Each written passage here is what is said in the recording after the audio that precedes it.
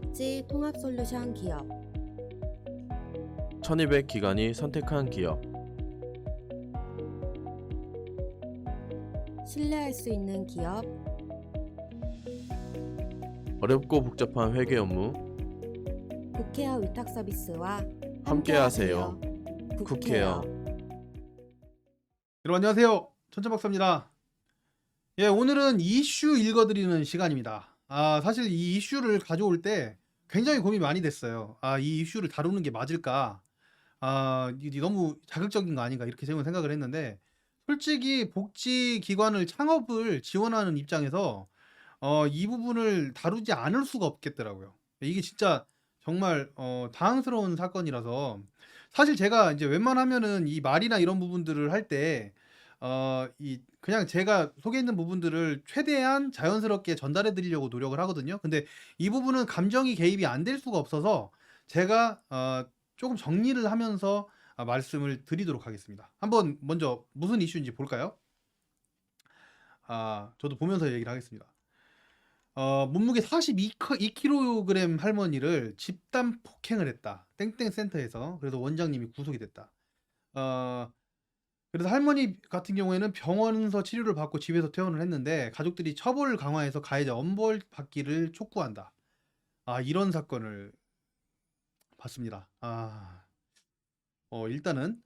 일단은 이게 노인 학대에 대한 부분 중에 막 진짜 이 시스템이 그렇게 만드는 경우들도 굉장히 많이 봐서 제가 따로 이슈로 다루지는 않았어요. 근데 진짜 이거는 정말 이런 일이 일어날 수가 있나 싶어서 정말 좀 많이 당황하고 화도 많이 났던 그런 이슈였던 것 같습니다. 아마 대부분의 이쪽에 종사하시는 분들은 이 이슈를 분명히 보셨을 거예요. 그래서 어떻게 생각하시는지는 뭐 충분히 다 알고 있습니다만, 저는 이런 부분에 대해서 한번 접근해 보려고 해요.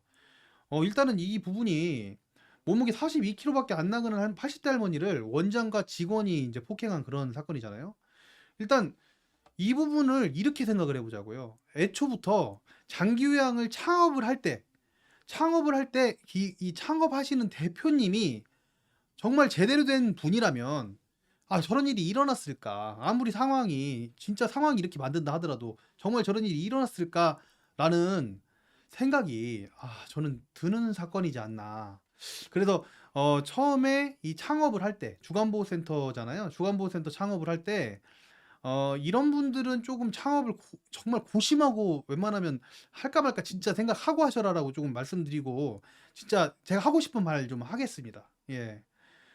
일단은 모든 분들이 이 기사를 이제 접했을 때 화가 많이 치밀어 올랐을 거라고 그렇게 생각을 하거든요. 저도 이제 굉장히 이제 그 같은 종사자로서 너무나 이제 화가 좀 많이 났다는 점, 여기서 이제 좀 많이 가라앉혀 볼게요. 그리고 웬만하면 이제 글에 있는 내용들로, 제가 정리해 온 내용들로 지금 그냥 전달만 하겠습니다. 감정을 추스르고. 일단 어르신을 오전에 모셔와서 함께 놀고 돌봐드리고 식사를 대접하고 안전하게 집에다 모셔다 드리는 게 주간보호센터의 일입니다. 일단 그게 핵심이에요. 우리 고객의 입장에서 봤을 때.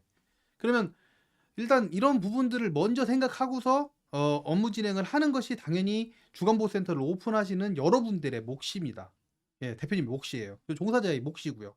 그런데 저희가 이제 한 7년 동안 건수로 따졌을 때 3,000건 넘게 하는 그런 상담을 해보면요. 되게 기본적인 상담들까지 포함한 3,000건 정도 넘는 것 같더라고요. 근데 이 넘는 그 창업 상담을 진행을 해보면 이런 질문을 먼저 하시는 분들이 계세요.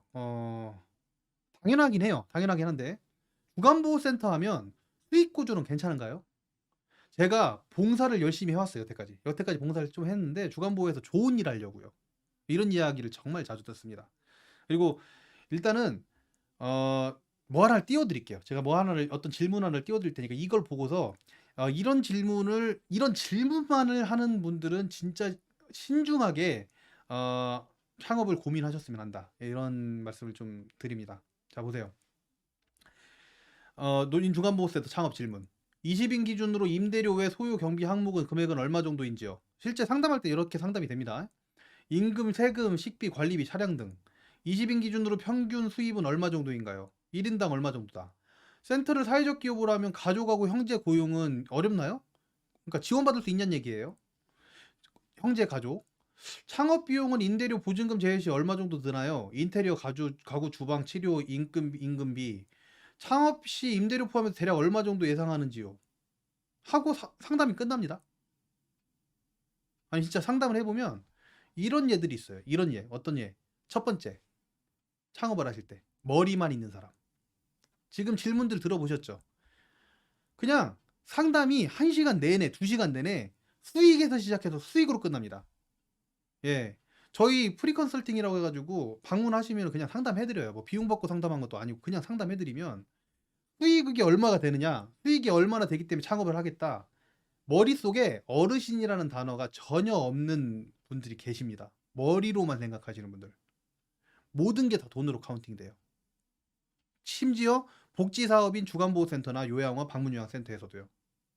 물론 주간보호센터 지금 얘기를 하니까 주간보호센터를 창업을 하려면 그에 대한 임대보증금이라든지 어떤 다른 그 경비들이 당연히 들어가고요. 어떤 분들은 그 돈이 내 전부일 수도 있어요. 내 돈 전부일 수도 있어요. 근데 수익률만 바라볼 것 같으면 왜 내 전부를 이 2년 이상 투자를 해야 되는 이 사업에 투자를 하시냐고요. 더 돈 되는 사업 하세요. 예, 제가 너무 이제 감정을 치솔해야 되는데 너무 강하게 말씀드렸네요. 더 되는 사업을 찾아가시는 게 맞아요. 예. 주간보호 특성상 규모에 비해서 정해진 수익이 나긴 합니다. 그렇지만 이거는 수익이 나는 것만 생각을 한다면 자신의 몫의 수익이 분명히 정해져 있음에도 불구하고 이게 정해져 있는 수익이에요. 인원수에 따라서. 근데 그거에 만족하지 못하시고 직원들에 대한 급여, 그러니까 직원들에 대한 복지 비용, 어르신 식대, 뭐 어르신에 대한 복지 비용, 단순히 어르신을 돈으로만 보고 계신 겁니다. 예. 웬만하면 하지 마세요. 네. 그리고요. 그리고 이제 일단 이 말씀을 드릴게요. 이렇게 해서 시작을 하신다 하더라도 제대로 된 운영센터가 있느냐? 실제로 제가 상담을 하고 나서 보면 폐업하는 사례들도 보면 이렇게 상담을 하고 나서 개인적인 생각으로 오픈을 그냥 하셨던 분들이 진짜 정상적으로 운영되는 센터를 본 적이 없습니다. 다시 사람이 바뀌기는 어려워요. 예. 이거는 분명히 말씀드립니다. 어르신을 생각하는 마음이 없다면 그냥 단순하게 운영하기 쉬워서 정부 돈을 따박따박 받아먹는 그런 사업이 아니에요. 예. 내 돈 들여서 설립했지만 오픈과 동시에 공단과 시군구의 모든 다 이런 쳐다보는 게 있고요. 그리고 어르신을 생각하지 않으면 그 부분이 납득이 안 가는 부분들이 많이 있단 말이에요. 그래서 제발 창업하시는 분들 중에서 정말 제발입니다. 돈만 벌려고 하시는 분들, 그냥 수익률만 보시는 분들, 일단 이런 분들은 제발 더 돈 되는 사업 찾아가시기 바랍니다. 예, 부탁드립니다. 그리고 이제 저희가 이제 사이사이에 봉사하는 모습들도 한 번씩 이렇게 띄워드릴게요. 근데 이제 두 번째 한번 가볼게요. 두 번째. 첫 번째 같은 경우에는 이 수익이나 이런 부분들만 바라보는 분들에 대해서 웬만하면 고민하셔라. 근데 웬만하면 하지 마셔라. 이런 얘기를 해드렸잖아요. 두 번째도 사실 문제라면 문제입니다. 가능성은 있는데 정말 문제라면 문제가 뭐냐면 두 번째는 아까는 머리로만 생각하는 사람이었다면 두 번째는 마음만 있는 사람이에요. 마음만 있는 사람. 우리 대표님들 주간보호센터를 오픈하려고 하시는 분들 이미 오픈하시는 분들은 만들어 나가면 돼요. 여기 국회에서 만들어 드리는 이런 영상들을 가지고 마인드셋을 만들어 나가시면 됩니다. 이미 시작하신 거니까. 근데 오픈하시는 분들 얘기하는 거예요. 지금 창업을 준비하시는 분들 마음만 있는 분들도 정말 창업을 내가 해야 되는지 꼭 고민하시고 시작하세요. 일단 이런 분들의 특징입니다. 어르신을 모시는데 굉장히 탁월해요. 예, 왜냐면 이미 봉사도 굉장히 많이 진행을 했고 가슴이 따뜻하다 못해서 굉장히 뜨거워요. 근데 사업을 해본 경험은 없어요. 일단 봉사를 한다든지 아니면 내가 어떤 직원으로서 일을 한다든지 이런 부분들을 하다 보니까 이런 부분들에 대해서는 정말 잘해. 어르신한테 참 잘해. 정말 잘해. 우리 어르신한테 도움이 다 되는 이런 부분들을 잘할 수밖에 없어.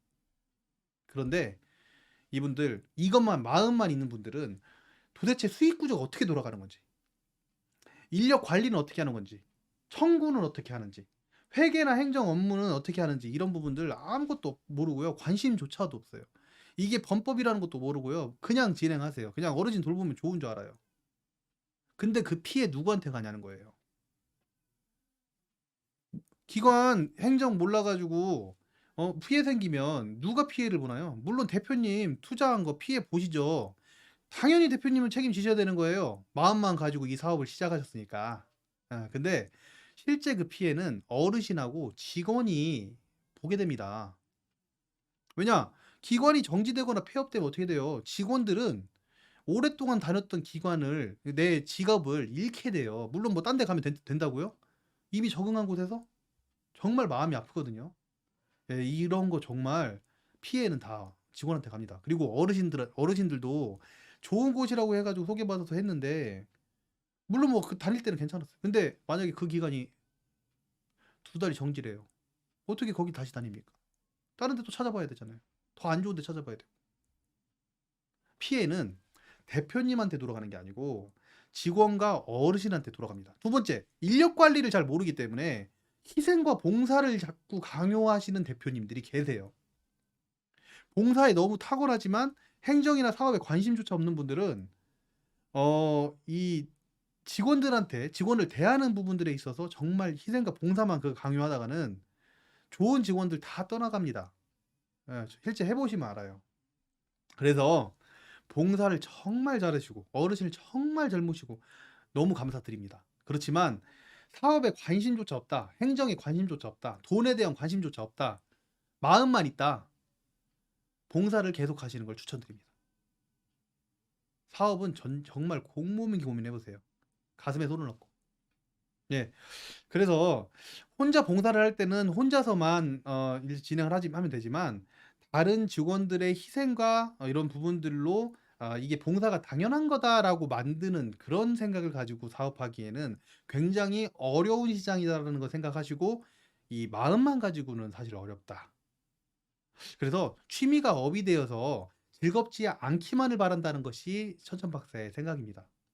그러기에 이 43kg 할머니, 42kg 할머니 폭행 사건이라고 하는 이 이슈가 머리만 가지고 있는 이 사업 대표자가 행한 행동이라고 단정짓기도 어려운 겁니다. 여러분 꼭 기억하세요. 복지 사업은 머리, 마음이 같이 하는 사업입니다. 머리만 있는 사람은 더 돈 되는 사업을 하시고요. 마음만 있는 사람은 제발 봉사만 하시길 저는 간곡하게 부탁드립니다. 하지만 천천박사는 이런 분들을 찾습니다. 예, 머리, 마음 둘 다 일단 준비가 되어 있다. 이걸 정말 잘 몰라도 괜찮아요. 머리도 수익 구조도 당연히 어느 정도는 생각을 해야 되고 그리고 봉사에 대한 마인드, 어르신에 대한 마인드도 명확한 부분이 있다면 충분히 여러분은 주간보호센터 오픈하셔서 성공하실 수 있을 것이라고 저는 확신합니다. 배워나가면서 운영은 하시면 되는 거예요. 여기까지 하겠습니다. 저는 천천박사였습니다. 감사합니다.